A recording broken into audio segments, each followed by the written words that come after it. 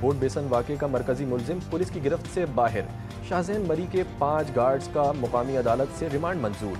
ملزمان کے وکیل نے عدالت میں دعویٰ کیا کہ سسٹم میں اتنا دم ہی نہیں کہ شاہزین مری کو گرفتار کرے۔ شاہزین مری یہاں بھی آ کر کھڑا ہو جائے تو بھی پولیس نہیں پکڑے گی۔ کوئٹہ پولیس مرکزی ملزم شاہزین مری کے خلاف محکمہ داخلہ سندھ کے مراسلے سے لا علم۔ کوئٹہ پولیس کا کہنا ہے کہ محکمہ داخلہ بلوچستان نے سندھ حکومت کے مراسلے کے حوالے سے آگاہ نہیں کیا۔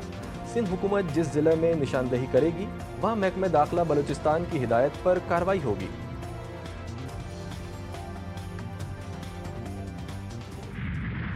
مصطفیٰ عامر کیس صحیح طریقے سے ہینڈل کر لیا تو میں آپ کو بتا رہا ہوں کہ ہم کچھ بھی نہ کریں، ہم ترقی بھی نہ کریں، ہم ایسے بڑے کام کا خاتمہ کرنے جا رہے ہیں جس کے نتائج بہت ہی ہولناک اور خوفناک ہیں۔ کچھ انفارمیشن ہے جو میں ابھی آپ سے شیئر نہیں کر رہا، ان کے پیچھے جن طاقتوں کا ہاتھ ہے، اثر لوگوں کا ہاتھ ہے، پتہ چل رہا ہے، ساری چیزیں کھل رہی ہیں۔ کراچی کا ہائی پروفائل مصطفیٰ عامر قتل کیس، گورنر سندھ کامران خان ٹیسوری کا جلد اہم انکشافات کرنے کا اعلان۔ گورنر ہاؤس میں میڈیا سے گفتگو میں بولے، مصطفیٰ قتل کیس میں بااثر افراد کا ہاتھ ہے، ساری چیزیں کھل کر سامنے آ رہی ہیں۔ مزید کہا، منشیات کے کام میں بہت بڑے لوگ ملوث ہیں۔ مصطفیٰ قتل کیس درست طریقے سے حل ہوا تو منشیات کا خاتمہ ہوگا، اور بھی بہت سے راز ہیں، وقت آنے پر بتاؤں گا۔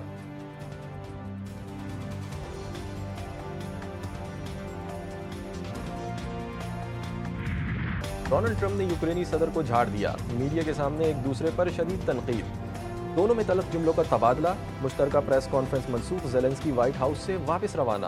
ڈونلڈ ٹرمپ نے زیلنسکی سے کہا کہ آپ کا رویہ انتہائی بے ادب ہے، لاکھوں زندگیاں داؤ پر لگا رہے ہیں، آپ نے تیسری عالمی جنگ کا خطرہ بڑھا دیا، آپ کی وجہ سے روس یوکرین جنگ نہیں رک رہی۔ یوکرینی صدر نے کہا کہ وہ چاہتے ہیں کہ امریکہ ہماری مدد کرنا بند نہ کرے اور دونوں ملکوں میں بہترین تعلقات ہوں۔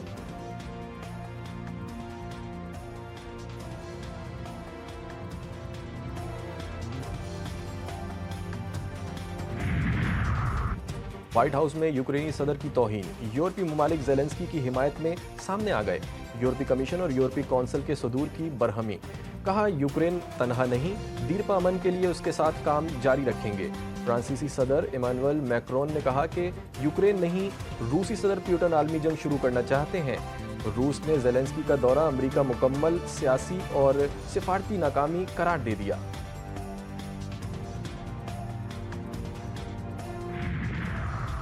اسرائیل اور حماس کے درمیان جنگ بندی کے پہلے مرحلے میں توسیع پر ڈیڈ لاک۔ حماس نے جنگ بندی کے پہلے مرحلے میں توسیع کی اسرائیلی تجویز سختی سے مسترد کر دی۔ حماس کے ترجمان حازم قاسم نے کہا کہ ثالث اور ضامن ممالک کو اسرائیل کو اس کے طے شدہ مراحل میں معاہدے کی پاسداری کرنے کا پابند کرنا چاہیے۔ حماس جامع معاہدے کے بغیر کسی یرغمالی کو رہا نہیں کرے گی۔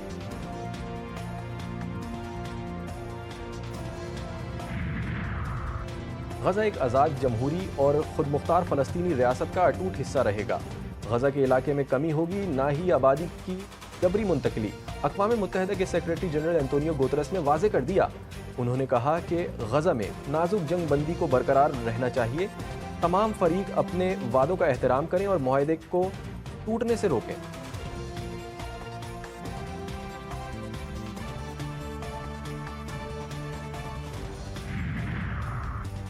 آرمی چیف نے CMH institute of medical sciences Cholistan کا افتتاح کر دیا۔ جنرل عاصم منیر کا بھاولپور کنٹونمنٹ کا دورہ، سپہ سالار نے انٹیگریٹڈ سیمولیٹرز ایرینا کا بھی افتتاح کیا۔ دورے کے دوران آرمی چیف کو بھاولپور کور کی آپریشنل تیاریوں اور تربیت کے پہلوؤں سے آگاہ کیا گیا۔